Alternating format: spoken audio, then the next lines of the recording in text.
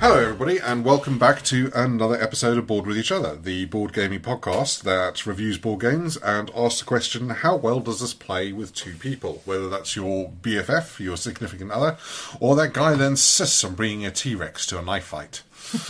As ever, I am joined by my wife and co-host, Hallie Kelly. Hi guys.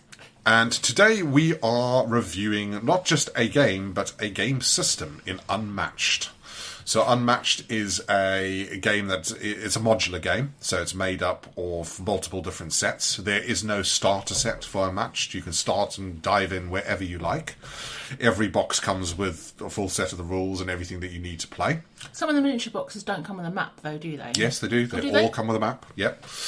And Unmatched is basically a miniature skirmish game. So you take control of a hero, represented by a miniature, and their sidekicks, in most cases. Sometimes they don't have sidekicks. T-Rex don't need no sidekick. Which are usually represented by sort of plastic discs as such, no miniatures there.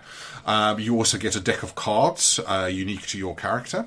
And the battle takes place on a map, which they're usually at least one side, usually double-sided in every box. And the map is basically made up of linked circles of showing where you can move during the fight.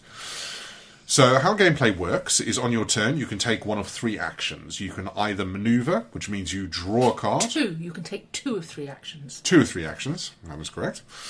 You can maneuver, which means you draw a card and can move up to your hero's unique movement speed.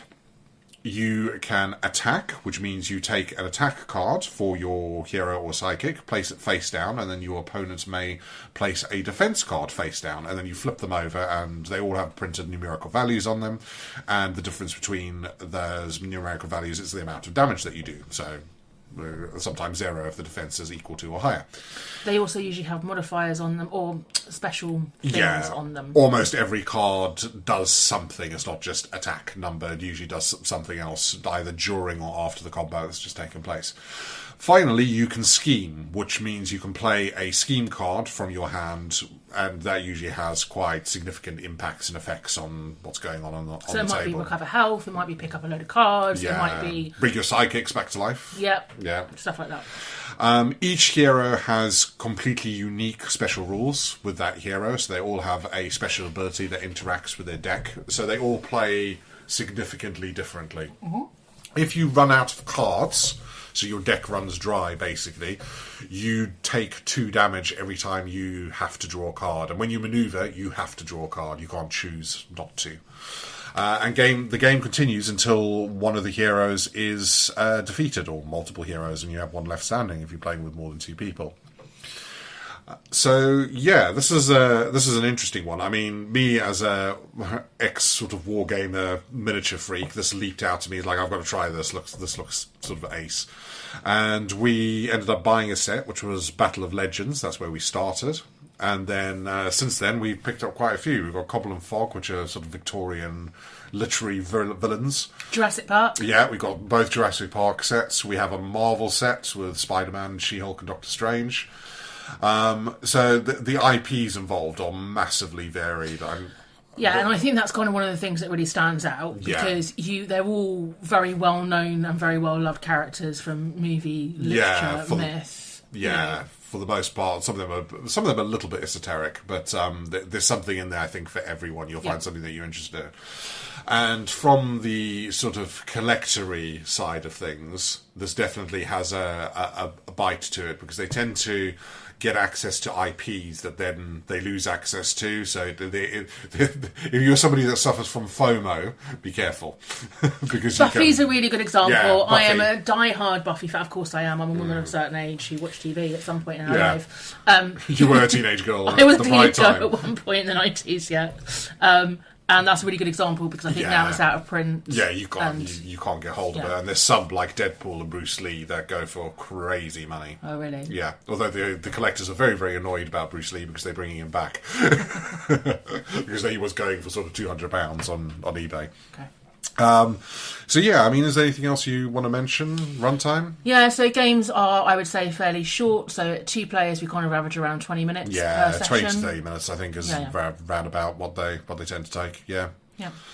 But yeah, I mean, is there anything else you want to mention before we sort of crack on to our review? No, I think let's get straight in with the scoring. Okay, do you want to kick us off then? Yep, so on the top of our general scoring criteria, we have components. So that's thinking is what's in the box, but also things like setup, tear down, all that kind of jazz.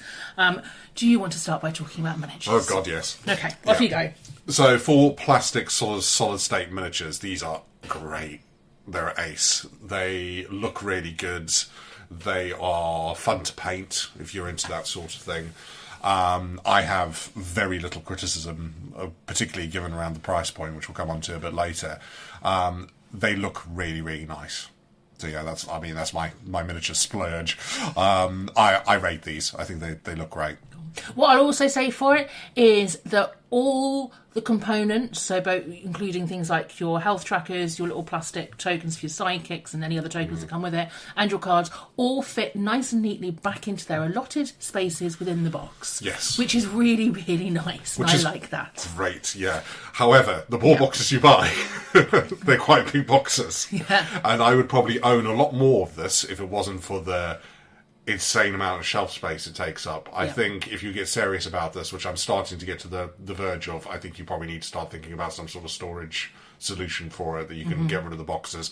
I know there are things out there on Etsy that people have done inserts where you can get basically 12 characters and decks and everything in a single box. Oh, yeah. So there's ways and means, but you definitely want to start thinking about that unless you live in some sort of palatial mansion, because the stuff takes up room. Yeah. I also would say that in your individual, your character-specific deck of cards, there are some that are sort of generic across all there's characters. a few generic cards. But there are an awful lot that are very unique, and they've all got unique names that are quite fun and quite quirky. And so there's a real, when you unbox for the first time and you play with, say, for example, Malcolm from Jurassic Park, you have things... Ellie Sattler, who's Malcolm's the sidekick, before people get too excited.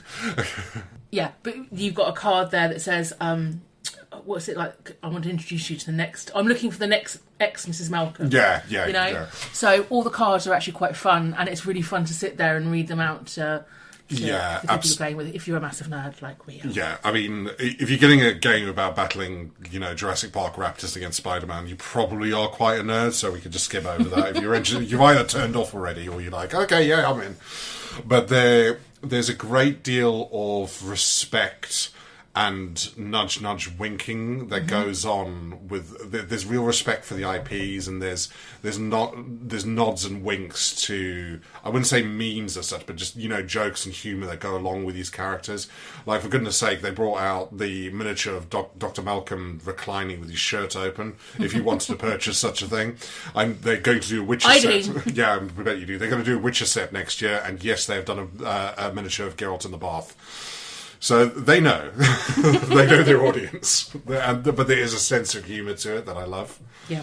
And yeah, the effort that's gone into sort of the naming of all the cards, and the artwork is fantastic. It's and I would really say good. The artwork varies again by your character. So for Jurassic Park, it's very much taken from the film. Yeah. But then you've got things like King Arthur, which again is very, I'm not going to say medieval art, but there's a bit of sort of like tapestry-esque. Yeah, there's a tapestry-esque element to it, which again is very thematic and very well just a level of thought and detail into it that I would applaud, really. Yeah, it's really laudable. And as you said, they're generic cards, but they've done different artwork for those generic cards for all the characters. So again, even though there's a card that is in there, it's like, oh, I love the way what they've done with this.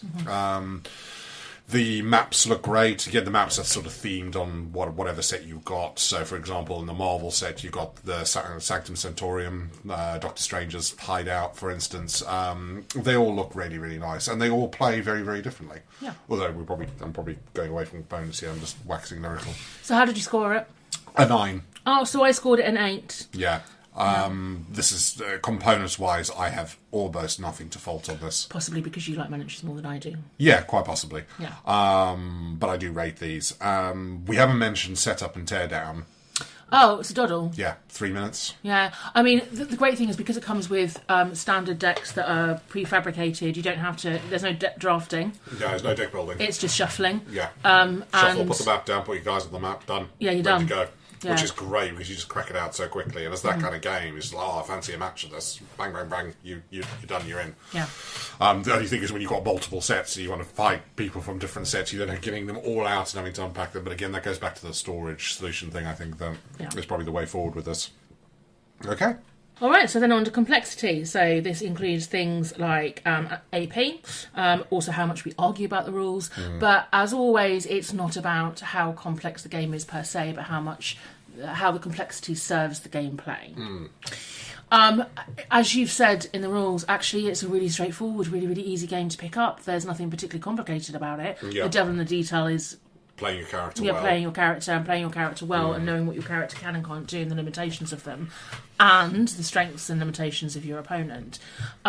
Because, again, it's a very quick, fast, easy game to play that can be played, with complete beginners, I would say. I think it's absolutely fantastic for that. I've got absolutely zero complaints. And in fact, I would say we've probably had less issues with the rules and had to go searching through the rule book than any other game we've played before. I read the rule book once and that was it. Yeah. Done. And the cards are...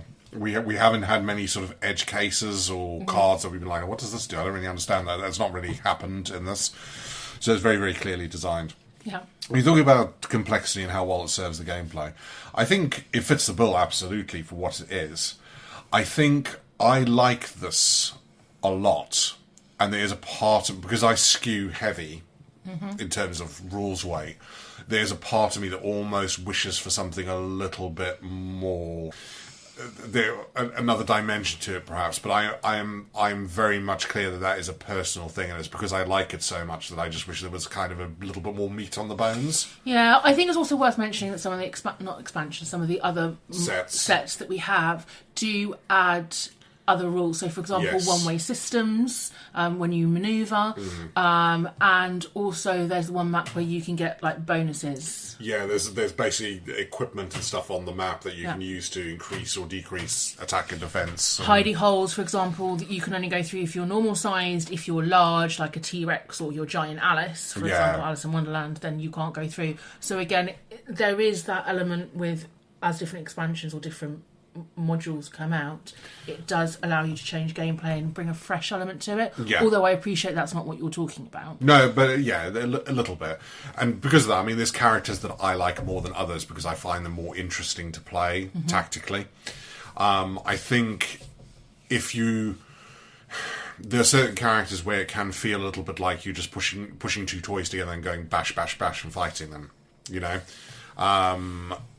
and there are some that do lack that little bit of, I don't know, that I'm just looking for that sort of depth and that tactical nous and that bit of extra rules, I guess.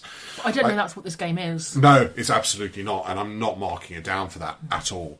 I think why I mention it is, you see miniatures and you see a skirmish game, and...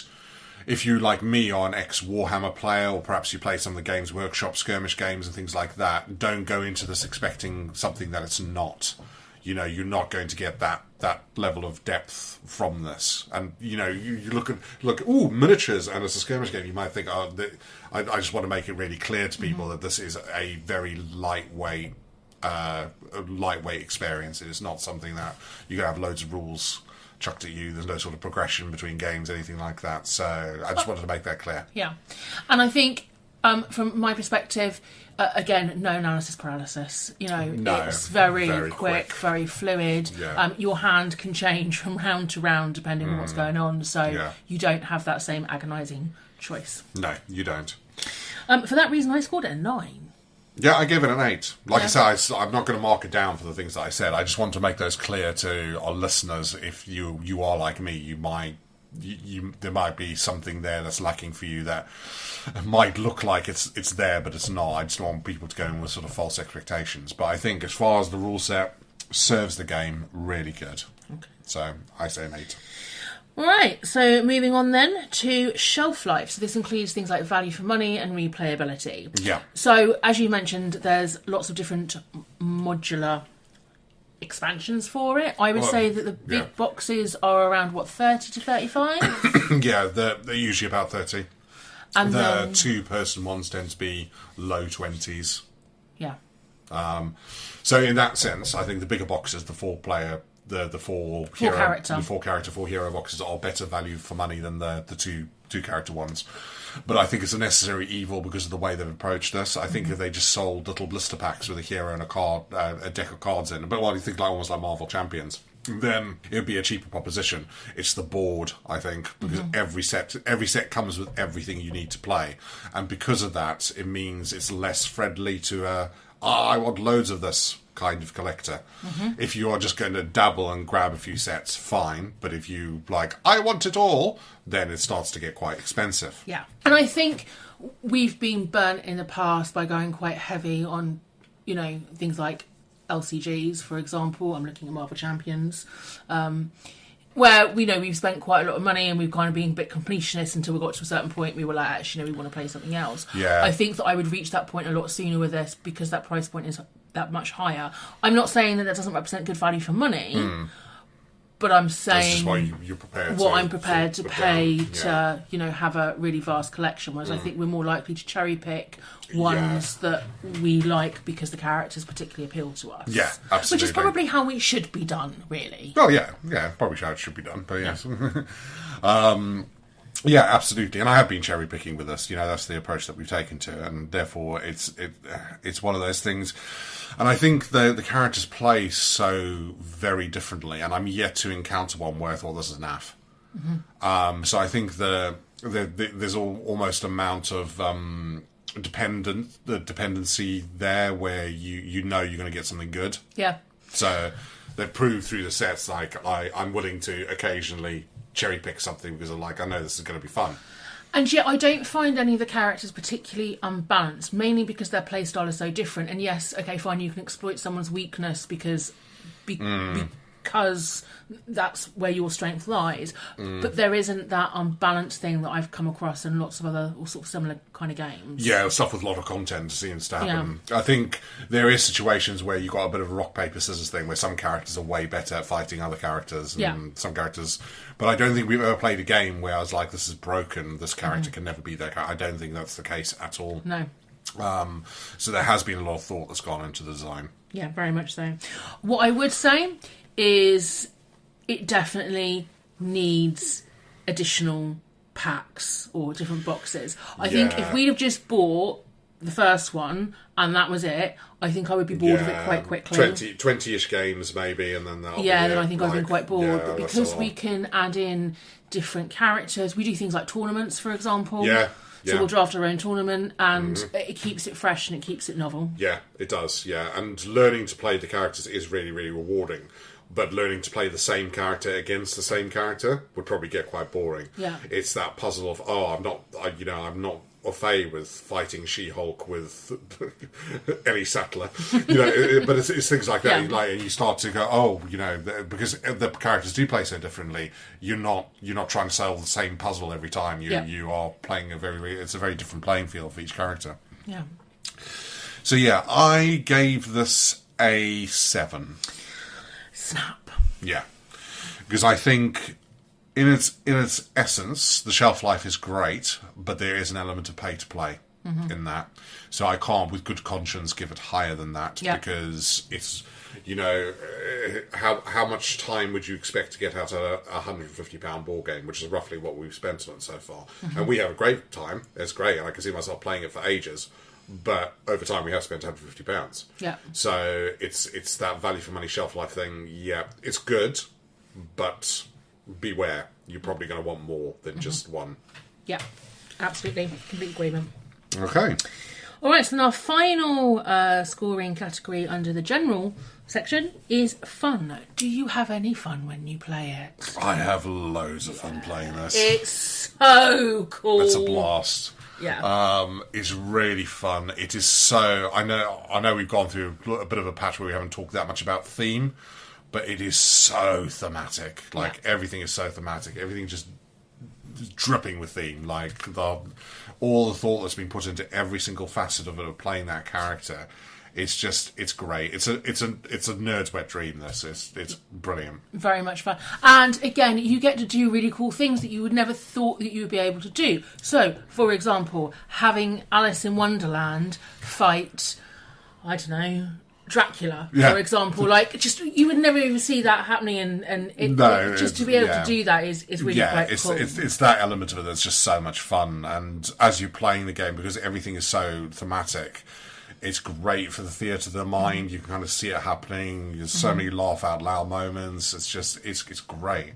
Yeah. As a game, I'll come onto this more in competitiveness, but it's a tight competitive game. Yeah, it is. You don't feel like there's an awful lot of luck involved. Yeah. I mean, I think that depends on your... So I have, for example. So I've drawn consistently a really rubbish hand. No, it's a card-based and I've game. not been You able can't have to get going. Yeah. So, there is always that element of luck there. But equally, I think, because you've got this big wide board state, there are things that you can do to mitigate luck. it. You can dance around. You can fuck things up for your opponent instead of actually doing any damage. So you've got options. Yeah. And it's tactical without being brain burning. Yeah. And yeah. So I mean, I don't know what else there is to say. I've got very little negative to say on the fun side. If it's so easy to crack out and play, and it's short, that if you're having a board game evening, you can fit in a game or two of this around whatever and big again, weighty it's really thing you want to do. Easy to pick up and to learn to understand. So again, it fits into a variety of situations. I taught a non-board gamer to play this in 3 minutes. Okay. Literally 3 minutes, and he was away. Yeah. So that goes to show. So yeah, I don't really have any criticisms.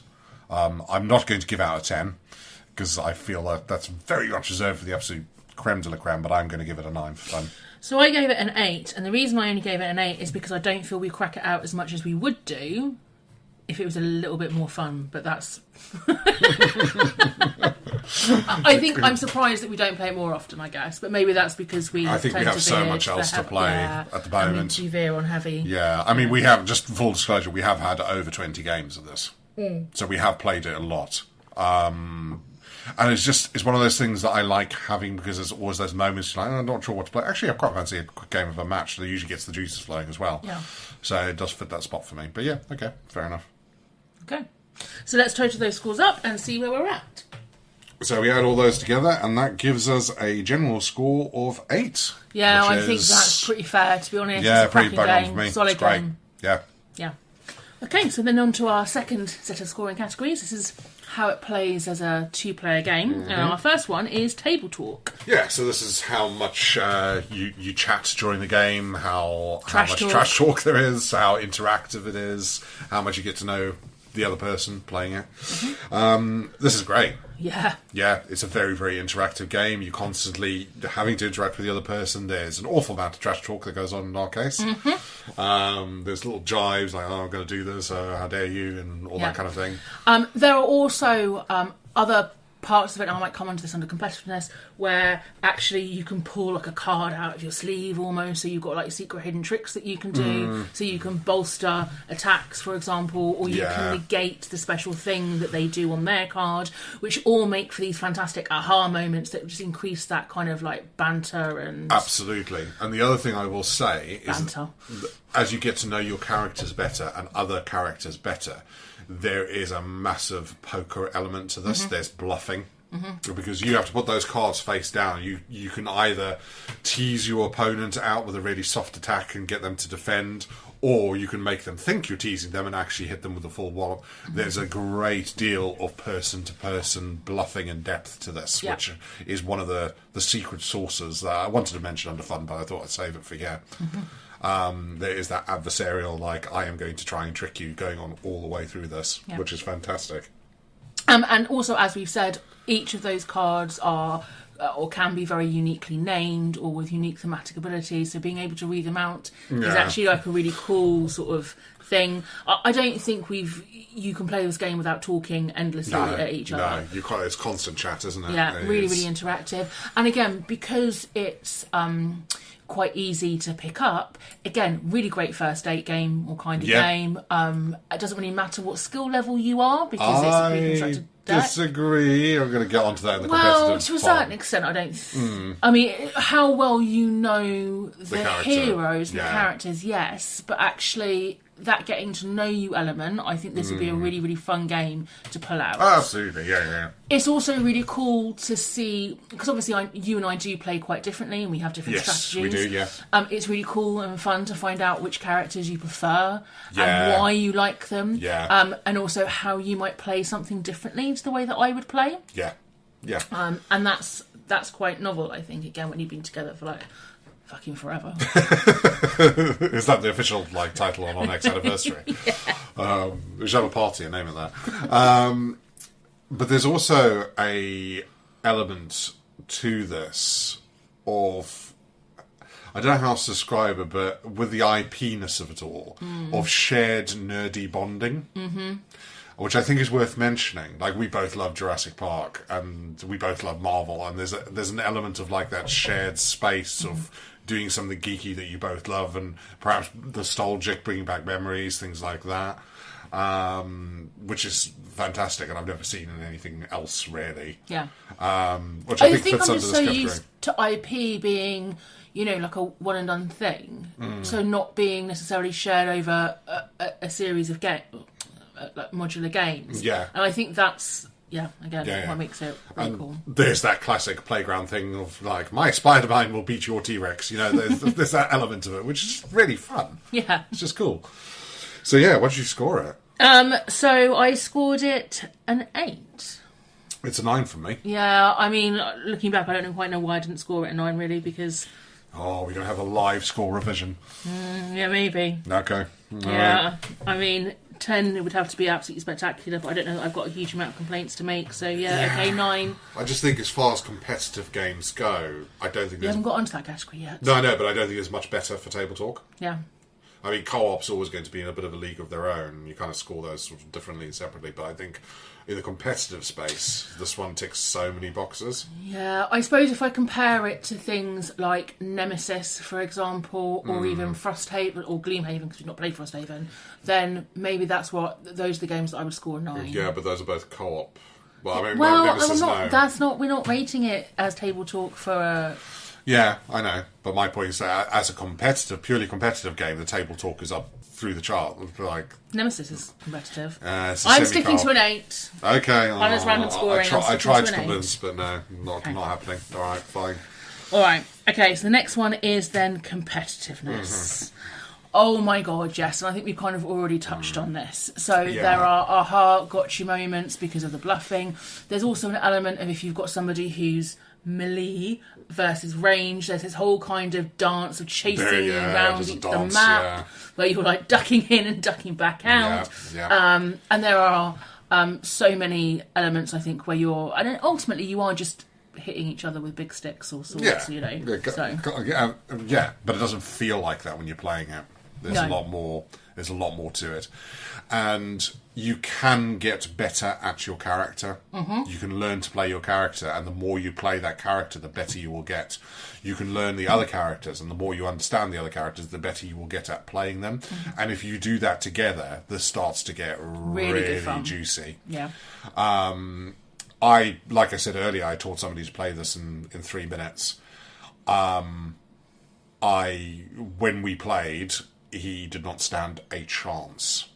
So there is an element here where you can get good at this game, but also you need to approach it with a bit of caution. If you've got this is why you said, great for newbies. If you're playing with somebody experienced, there is a huge skill gap, like a massive skill gap. But I don't think it would take you particularly long to catch up and become competent. Yeah. No, I agree with you there, but I think that is to its benefit, because a competitive game you should be able to get better at. It should be a skill thing, not necessarily a luck thing. So there was kind of the proof in the pudding there when I did have that experience. So I mean, the other thing I always say about competitive games is it's satisfying to win. Yes. Yeah. You feel like you've actually beaten the other person. And sometimes it can get really down close to the wire, and you really are just dancing with each other, trying to get the right combination at the right time, and trying to whittle down their cards before you run out of time. Yes, as well, because there are certain characters that burn through their decks, so you don't do what you need to do in that time, you're toast. T-Rex is a really good example of that. T-Rex stomping around. is probably... But again, it fits thematically, doesn't it? You run away from this thing and hide for long enough, you're going to get it. Yeah. So, yeah, it's fantastic from the standpoint of competitiveness, and I've given it a 9 as a result. Yep, I gave it a 9 as well. Yeah, okay. All right, then finally on to our last scoring criteria from the 2-player scale, scalability. So do you get FOMO? Does this work at 2-player? Or would more players help? And straight off the bat, this game works really well as a 2-player game. It is fun to play as a 2-player game. Do I wish we had more players playing it? Yes. I'm going to throw a span in the works here. No, we are. Okay. Do I wish we had a third person? No. Do I wish we had 2 more people? Yes. Because I think... Is it only up to 4 players? Only up to 4. Yeah. I think a 3-player game of this would not be great. And the reason We've played 3-player games of this and it's been great. No, we haven't. We've never played a 3-player game of this. Yes, we have. Well, let's phone a friend then, shall we? So through the magic of editing, and I'm sure anybody in a marriage will recognise this, we just had to phone a friend to confirm whether we have played this with them or not. And one of the 3 times a year I'm allowed to be right, it turns out I'm right. So we'll carry on from there, shall we? We have not played this with 3 players. And so on to my original point, I don't think this will work very well with 3. Again, I respectfully disagree. Because I think with 3, somebody's going to smell, the other 2 are going to smell blood in the water, gang up on the weaker one, get rid of them, and then they're going to have to sit there watching you play the game. Yeah, so I disagree with that on the basis that, 1, game times run quite short, so they're not going to be sat twiddling their thumbs for long. But second of all, because of the way in which you can move around the map, particularly with some of the later maps that allow you to have one-way systems, hidey holes, escape routes, all this sort of thing, that actually you can move yourself out the way. And I think that basically adds a level of depth or fun, and again, more trash talk and more banter. And also, there's nothing to stop you from whittling someone's health right down, saying, "Tell you what, you stay in it. Let's gang up on him." And yeah, I suppose that would add to it. I think it'd be great with 4 players. I think 4 players would be brilliant. But yeah, I disagree with you on 3. But again, we haven't tried it, so it's all sort of conjecture at this point. Yeah. But given that, I think it works remarkably well as a 2-player game. Perfectly well as a 2-player game. Yep. So I think from the scalability perspective, I give it an 8. Yeah, so because I do think it would be a lot more fun with more people, I scored it a 4. That does not mean to say that I do not think it works and that it is not fun, because I hope I made it clear to you that I absolutely do find this an amazing game. Yeah. Just, I wish... You really want to... Well, you want a more multiplayer experience than this, which is fine, fair enough. Okay. Yeah. All right, let's top the scores up. Right, so that gives us an overall rating of 7.6. So we round, as always, so that rounds it up to an 8. Yeah, I'm really happy with that. Yeah. I think it's a really solid game and really good fun. Just before we finish, who's your favourite character then that we've played so far? Medusa. Which I never would have thought. I always thought it would be one of the IP ones, but I enjoy playing Medusa the most. How about you? I like Dr. Ellie Sattler. Yeah. Mainly because she's got Malcolm with his shirt out. His shirt's out, his shirt off. As a sidekick. Yeah, no, definitely. But yeah, I mean, I'd like a lot of them, but Medusa's always been my clear favourite. And women shall inherit the earth. Right, on that note, thank you very much for joining us. This gets an overwhelming bored with each other stamp of approval. So go and seek out whatever character you gravitate towards most and give it a go, because it is a really fun time. But until next time, be good to each other, have fun, and play lots of board games.